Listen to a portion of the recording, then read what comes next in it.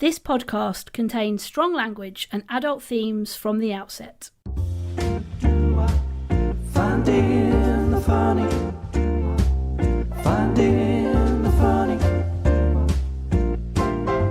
With Ruth and Ange, finding the funny. I am in a whole heap of pain this morning, Patty. That was going to be my first question to you. How is the coccyx? Is it coccyx? Just to clarify.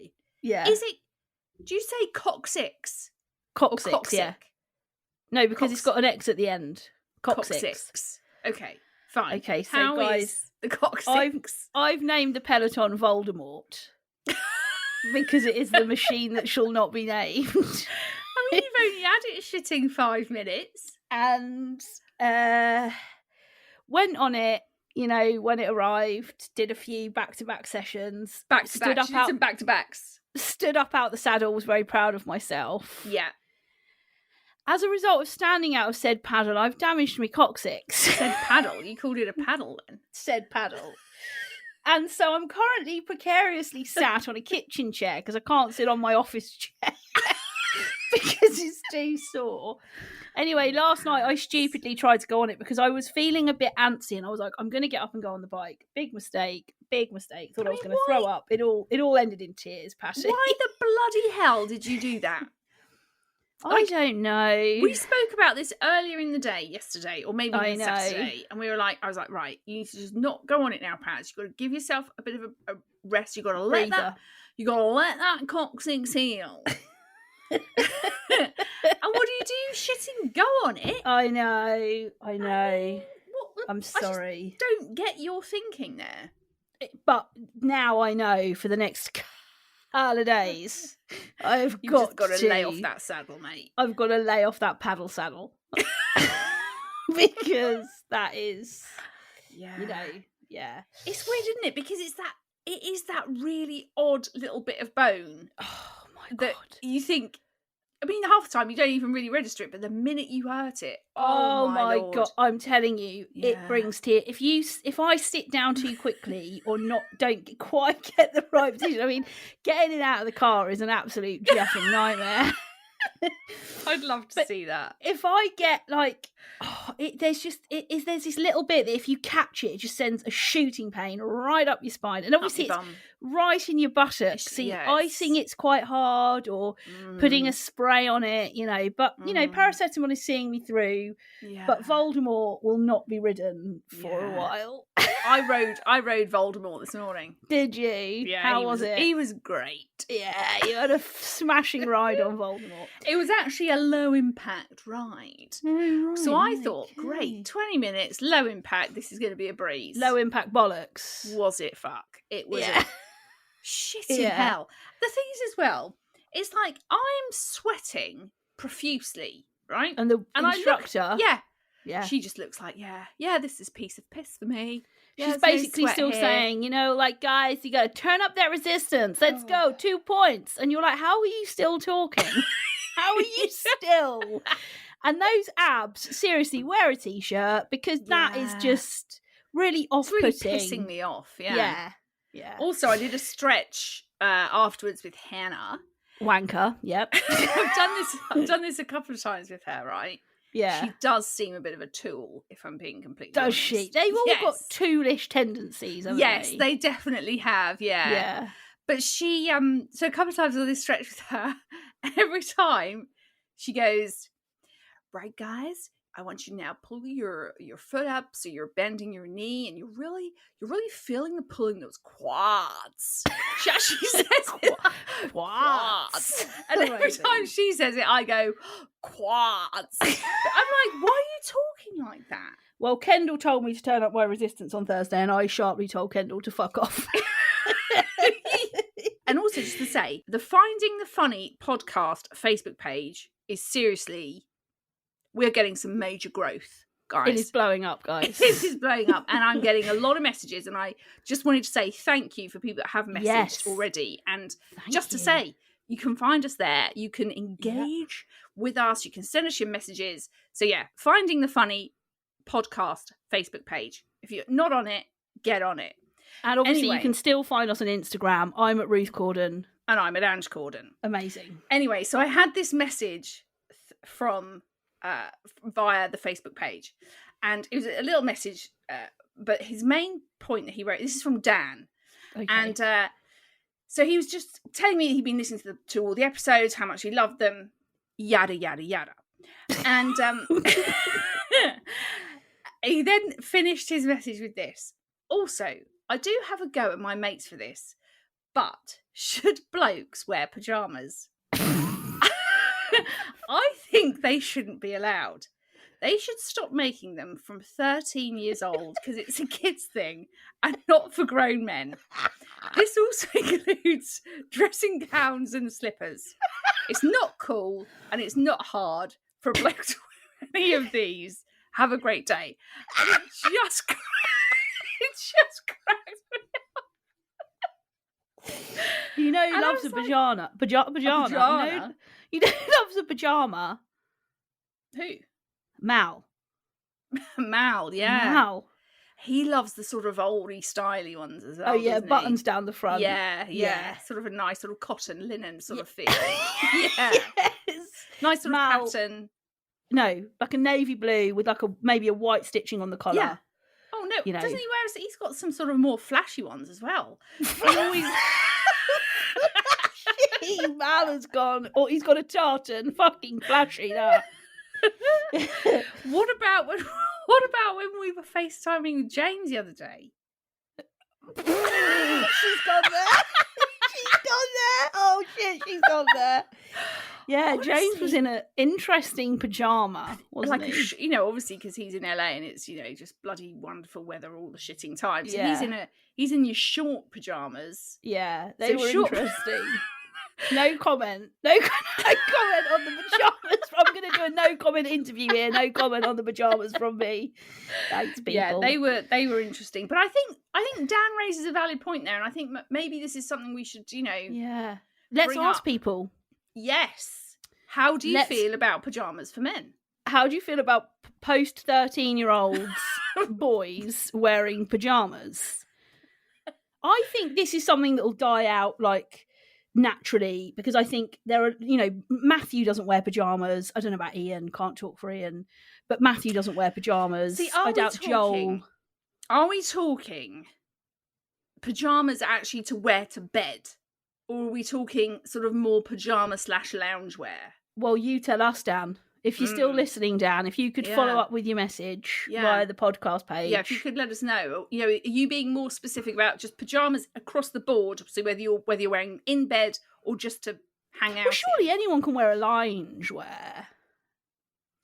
Yeah, but then I think Yeah. there is this kind of fine line between what is loungewear and what is pajama. Did you see the thing that went round before Christmas on Amazon about men who'd started purchasing nighties? Eh? What? Men in like really long cotton nighties. What's I'd love to know what Dan thinks about that. That's not right. Blokes in nighties. Well, I hate nighties. Me I too. hate them. I hate Why them. would you wear a nightie? And why would you wear a nightie to bed? You spend half the night pulling it down. Well, it ends up wrapped around your Your neck. breasts. It's dangerous.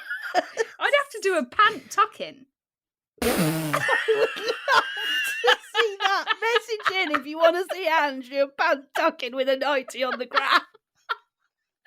No, I'm not sharing that shit. Anyway, great messages as always. Yes. Remember to stay in touch with us. We love hearing from you. Facebook, do. Instagram, or you can email us hello@ruthcorden.com. Slightly different format this week. Yeah, we are, Pats. We're sort of just mixing it up a little, aren't Yeah. we? Yeah. So we're going straight into shitting tits. Yeah. And this is all your bag this week. Well, this is Pats. pre-discussed, isn't it? This is the because pre-discussed I shits. saw something really funny on the Unmumsy Mums Instagram. If you don't follow the Unmumsy Mum, she is really funny. Sarah Turner, her name is. She's brilliant. Anyway, she put up this thing on Instagram that said, "I've said it before and I'll say it again.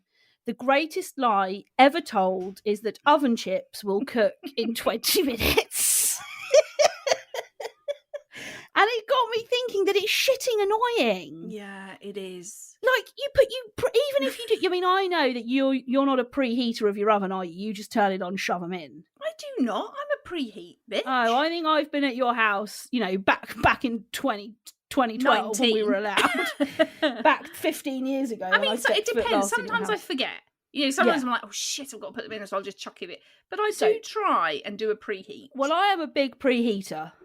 I will always preheat the oven first. Big time preheat. So you preheat, you put them in, you set your timer 20 minutes, you think, great, fine. Or you think, I'll put them on 15 because then I've got to add my chicken or whatever it is I'm having. Or give them a little shake. Give them a little shake. Shaky.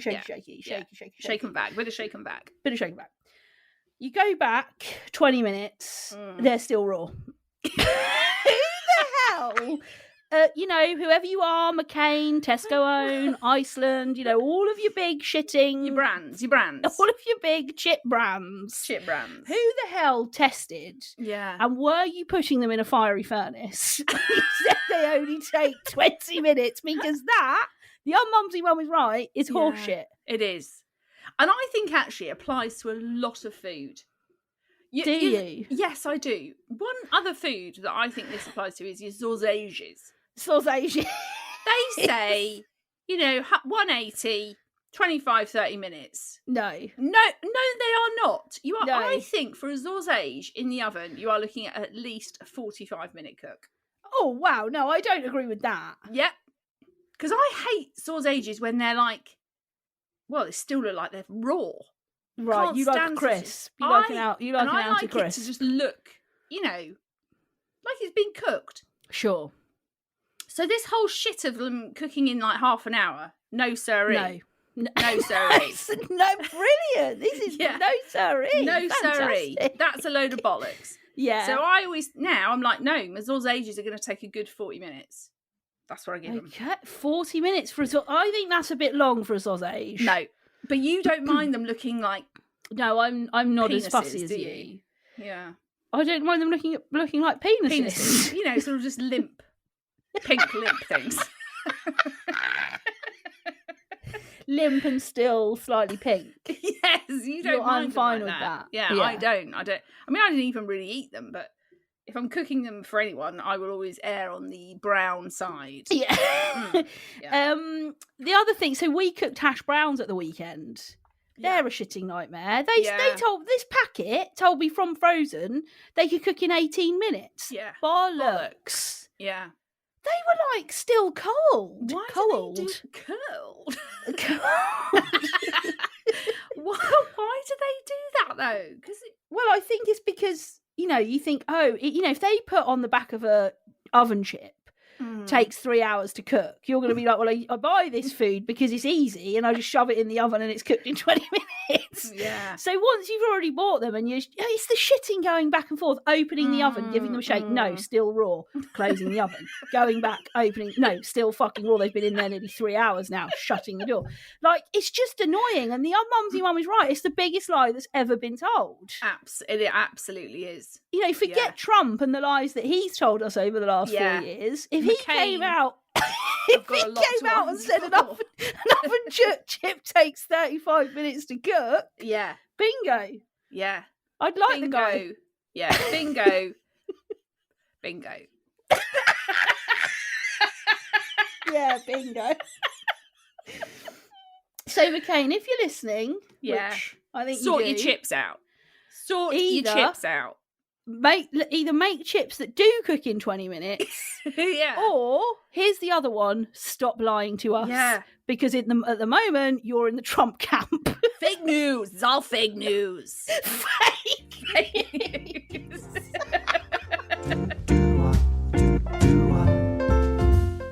We have now got a new segment.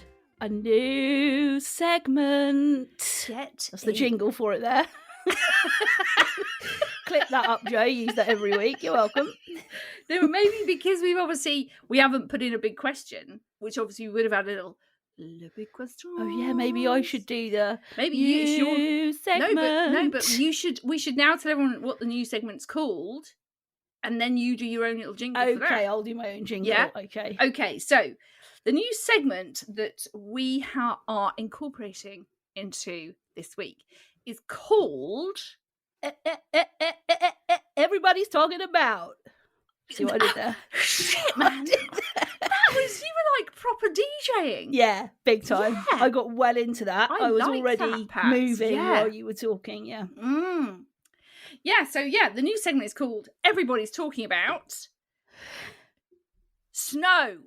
Ange gets really pissed off. What is with? I know.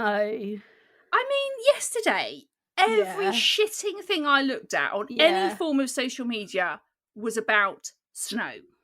Now, I think we just need to say here, open brackets, Ange was very hormonal, close brackets. So that might have had something to do with it. It definitely would have heightened my annoyance. Yeah. For sure.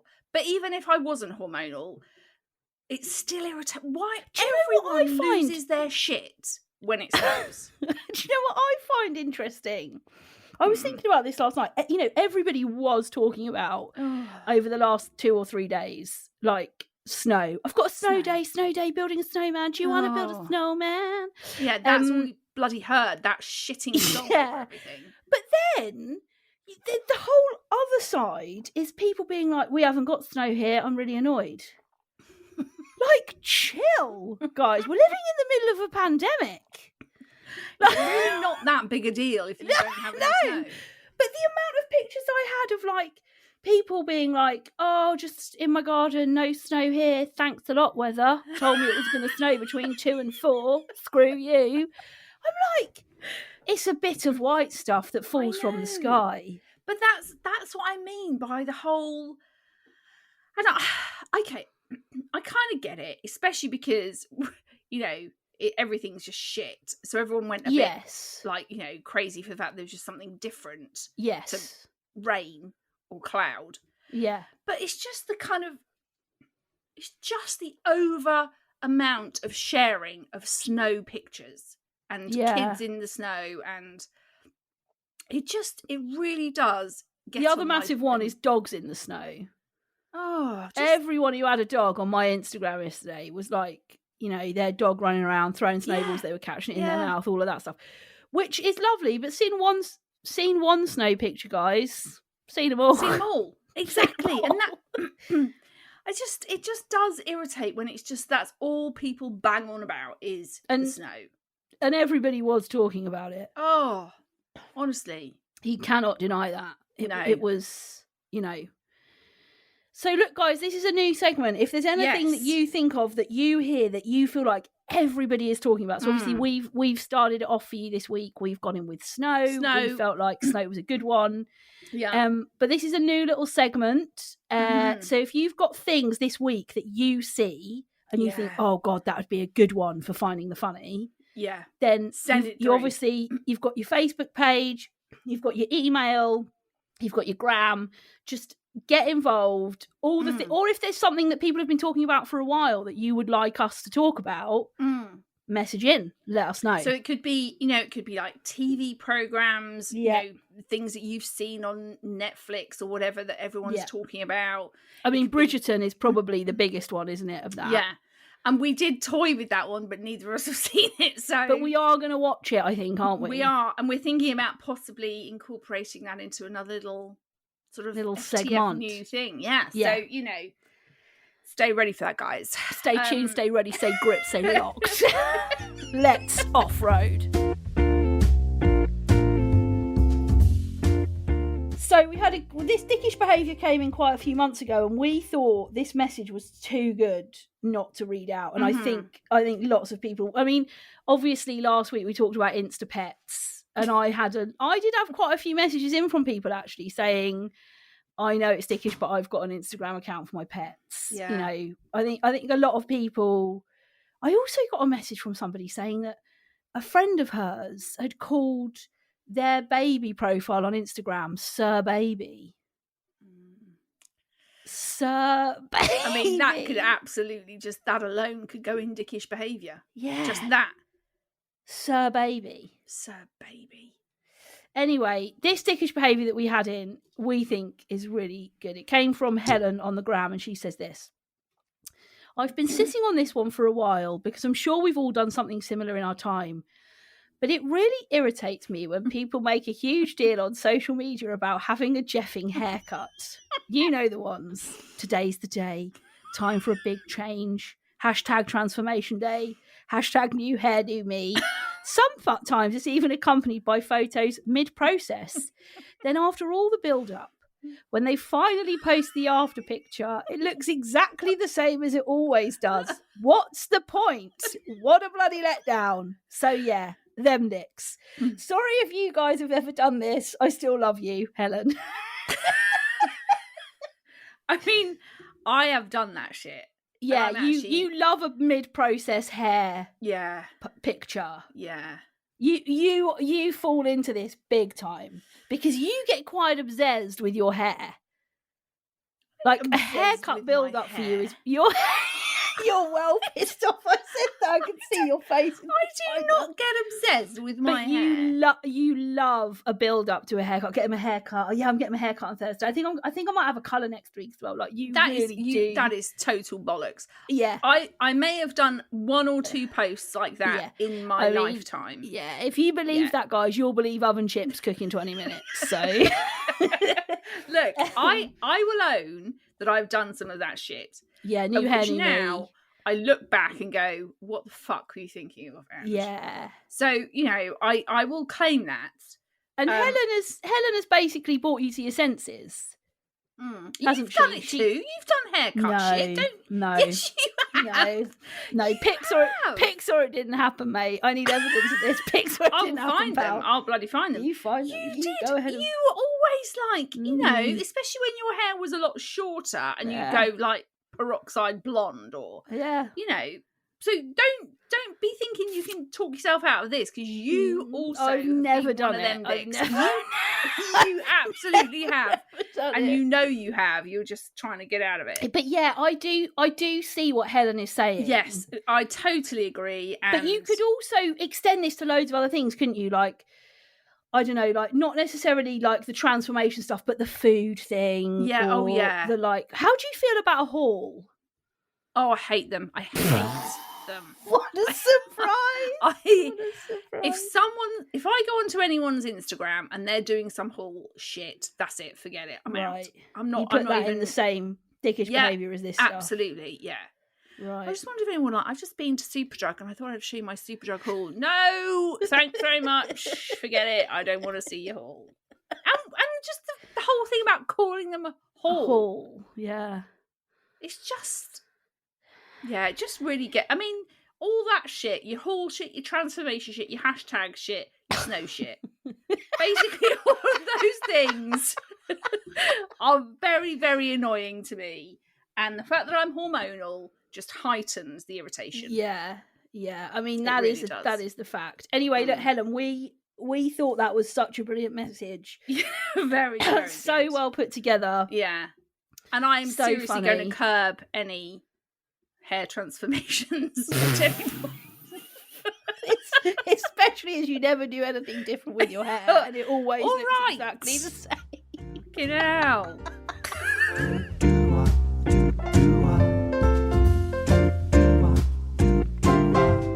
We were sort of trying to think about things that we should talk about that maybe don't get talked about that much, or sort of subjects that people tend to sort of just kind of think, well, actually, let's not talk about that, let's not touch on that.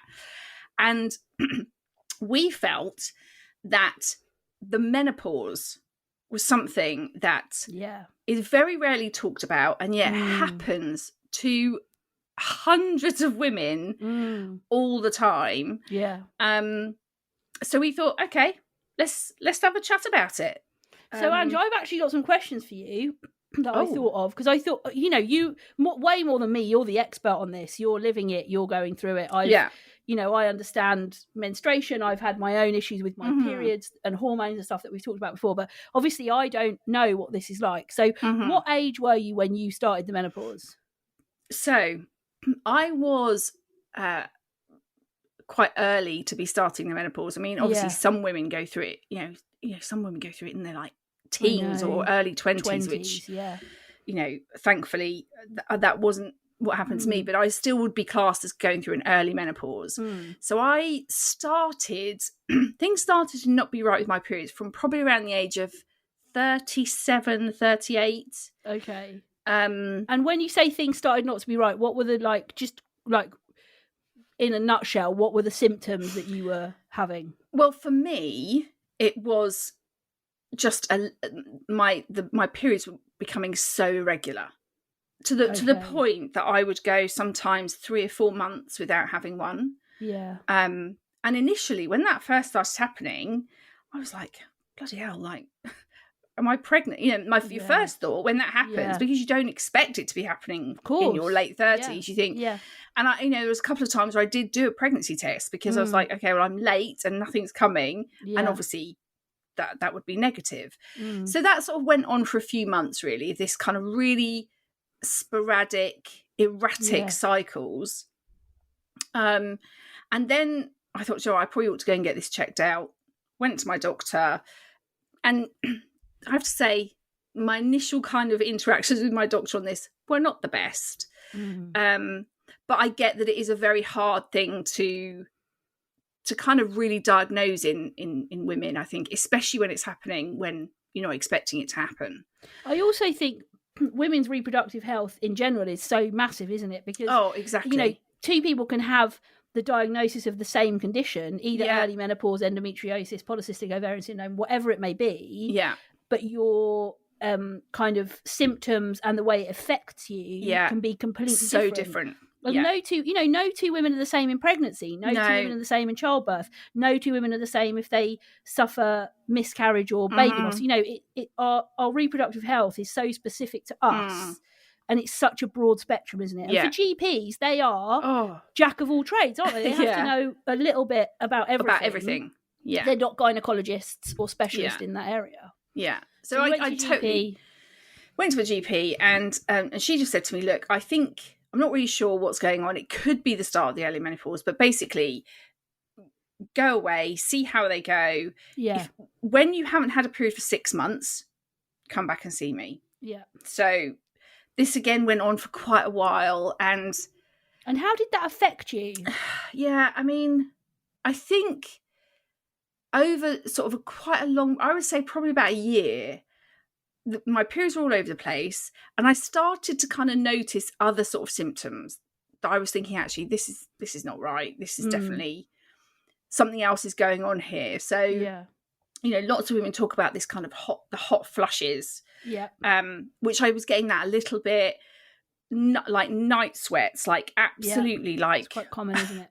Absolutely burning hot in bed, and just thinking, like, what the hell? Then there was a bit of kind of, for me, it did affect my sleeping. I didn't sleep particularly well, and that's probably a bit of because I was so hot, and so, and then also my moods were, I mean, God, you think I'm being a hormonal irritable cow today? I was just off the scale. Like, but what does that do to? I can't imagine what that must do to your mental well-being. It's really hard to like verbalize it. And I think probably because I'm in a much better place with it now, and I'm on medication and stuff, that you kind of do forget. But it was a really tricky time, and it also affects things like, I mean, your libido, your sex drive, just the actual kind of physical aspect of that happening and how that makes you feel is it's just such a weird transition to go through, and I think made even harder when you don't know for sure this is what's happening. And then I actually got referred to this brilliant gynecologist. He was the best guy I saw over like a 3-year period, because this kind of not knowing and being all over the place probably went on for about 3 years. And it's so hard, isn't it, when you, like, I remember this a little bit before I got diagnosed with polycystic ovarian syndrome, when you know your own body, and you're like, this isn't a bash at medical professionals, but you know your own body, and you're going to a doctor who is obviously way more experienced than you, way more medically trained than you, but you're trying to say to them, but I know this isn't right. Like, this isn't right. Yeah. Absolutely that. And I think because that had gone on for such a long time, seeing lots of different doctors at different points, I'd kind of started to lose a bit of faith in anyone actually being able to find out or say to me, this is definitely what's happening. Yeah. And to really determine that I was definitely going through an early menopause, I had to go and have a blood test every month for 3 months, because he said that's the only way we'll get a clear picture of what's happening to your body. Yeah. So from that, he could basically tell that, yes, I was now in this sort of perimenopause part of life. Yeah. And his recommendation was to go on some form of HRT. Yeah. So I started on HRT. I've been on HRT for about 2 years, 2-3 years now. And I can honestly say it just is a game changer. It was just a game changer for me. It regulated how I felt. Yeah. The type of HRT I'm on is I'm on the like lowest dose of it. Yeah. So, and because of my age, it gives me sort of the estrogen and progesterone that my body's not naturally making. And obviously the risk to your bones and things for women not having that happening. So went on some HRT and yeah. And isn't this such a shame that this is one of those subjects that people don't go there with? Because I think it's such a lonely time for women who are experiencing this, and all of their friends aren't perimenopausal or aren't entering the early menopause, and they're trying to get their head around, how do I navigate this through my life, the impact on your mental health, the impact on your emotional well-being. Like, I think the menopause is something that is really firstly played down and joked about too much. And like, you know, everybody's got a bit of an opinion on it and everybody tries to water it down by joking about it, but actually it's quite a stressful thing at any age in life to go through it.